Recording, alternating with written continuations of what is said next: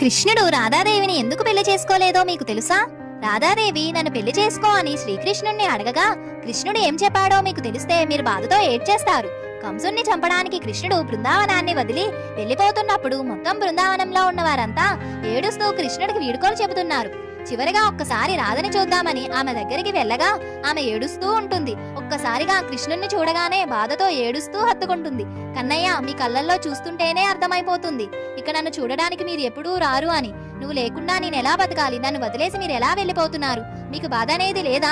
నన్ను కూడా మీతో పాటు తీసుకొని వెళ్ళండి. ఇదిగో సింధూరం, ఇప్పుడే నన్ను వివాహం చేసుకొని మీ అర్ధాంగిలా చేసుకోండి అని ఏడుస్తూ అంటుంది. అది వినగానే శ్రీకృష్ణుడు ఆమె కళ్ళల్లో కళ్ళు పెట్టి చూడలేక మొహం పక్కకు తిప్పుకుంటాడు. ఏం కృష్ణ, నేనంటే మీకు ఇష్టం లేదా?